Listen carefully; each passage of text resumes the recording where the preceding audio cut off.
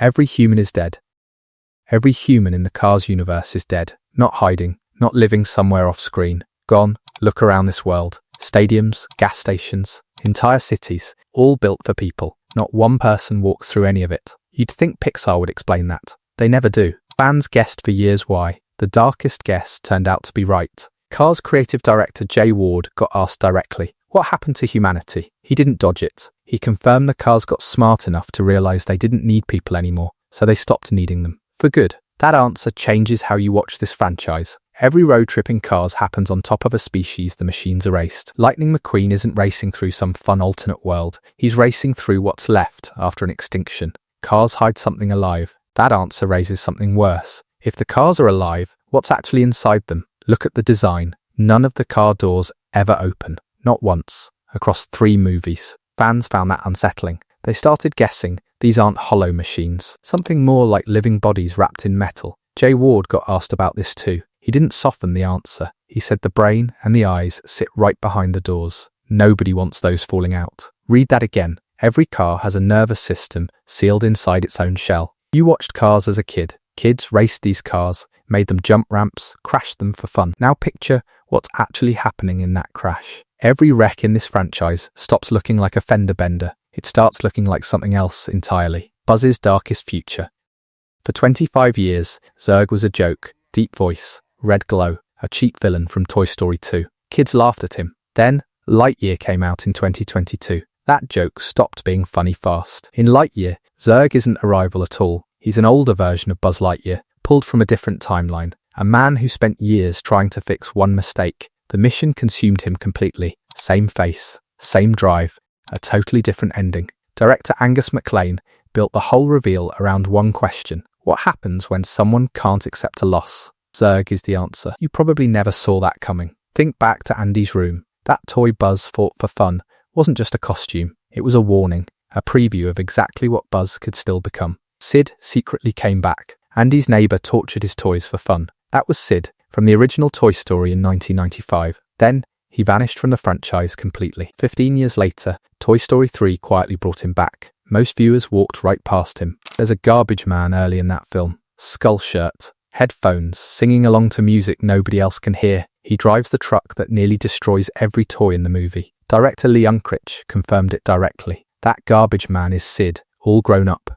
The original voice actor even came back, just to record a few grunts and shouts. Think about what that means. The kid who once terrorized toys is now the man hauling their garbage. He has no idea what's in that bag. The very toys he used to torment are watching him, silently, from the inside. Monsters stole our world. Monsters Inc. never explains where monsters came from, or why they need doors into kids' bedrooms. The movie treats it as normal. Monsters sneak in, scare kids, harvest their screams, then leave. But an official behind-the-scenes featurette told a stranger story. Monsters didn't start out hiding from humans. They used to live right alongside them, in the same world. Tension built up over time. Eventually, the monsters forced humans out completely. That detail rewrites the whole premise. The doors aren't some clever invention for reaching a separate species. They're the last access point to a world monsters used to belong to. You'll watch this movie differently now. Every scare in that movie means something darker. A monster is reaching back into a home it helped take from someone else. Forky is officially alive.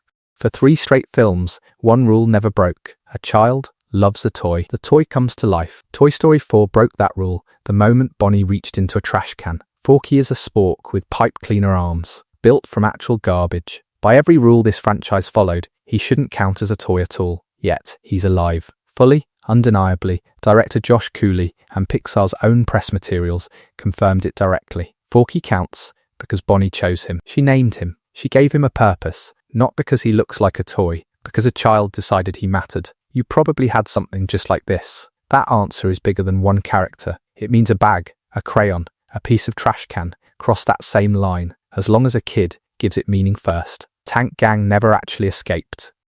Finding Nemo ends on a moment nobody questioned. The Tank Gang breaks free in sealed plastic bags. Then the film just cuts away. For over a decade, fans assumed they made it out fine. Finding Dory finally answered that question in 2016. The answer isn't comforting. A post-credit scene shows them still inside those bags, now covered in algae, drifting near the coast with nowhere to go. Directors Andrew Stanton and Angus MacLane later confirmed something wild. They'd written a full rescue subplot for the tank gang, then cut it, because it pulled focus from Dory's story. So the ending you cheered for wasn't really an ending. These fish escaped one glass box. They ended up sealed inside a smaller one, still waiting for a rescue the film never gives them.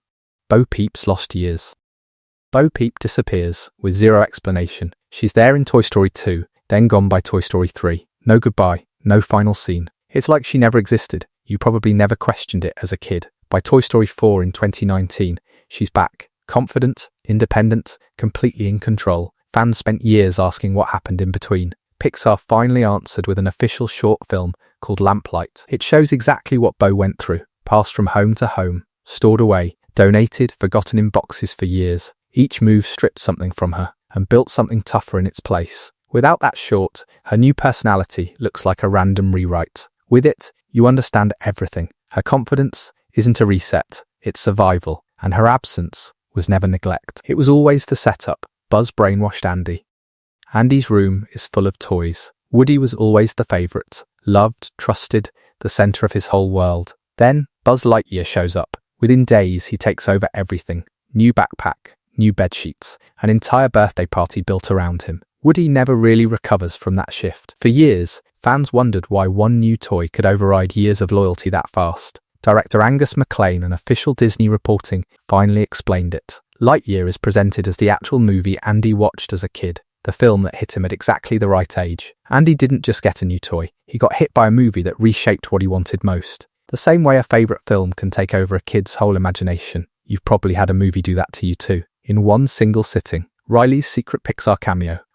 Watch the background of one Finding Dory scene. You'll need to pause to catch it. A group of school kids walks past the aquarium tank. One of them looks exactly like Riley from Inside Out. Same hair, same jacket, same face. Fans spotted it almost immediately. For a while, it stayed a fun guess with no real proof. Then, an official Disney and Pixar video confirmed it directly. That is Riley. No explanation was given for why she's there, or what it means for the timeline. Only that the studio confirmed the connection on purpose. It's a small detail, easy to miss on a first watch, but it's proof these separate stories quietly share the same world. 2 different films, 2 different casts, and one background character walking calmly through both of them, with neither story ever stopping to explain why. Their powers exposed them.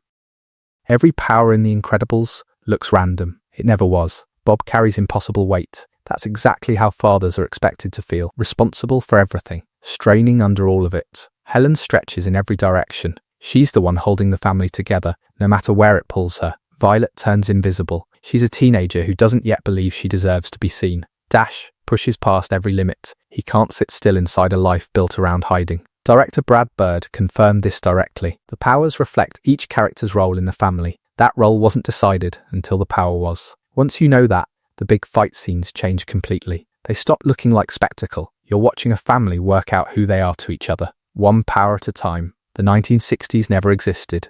The Incredibles hides one more secret. You probably never noticed it. Its own timeline. It looks like the real 1960s. Vintage cars, retro fashion, old-fashioned newspapers. But the technology doesn't match that decade at all. Jetpacks, advanced robotics, artificial intelligence smart enough to outthink its own creator. Fans debated for years. Was that a mistake or a choice? Director Brad Bird settled it directly. This isn't our past at all. It's an alternate version of the 1960s. One where technology simply developed differently. That single clarification changes how you read the whole film. Every retro detail isn't nostalgia stitched onto modern gadgets by accident. It's a fully separate timeline, built on purpose, not an accident, where the golden age of superheroes and advanced machines existed at exactly the same moment.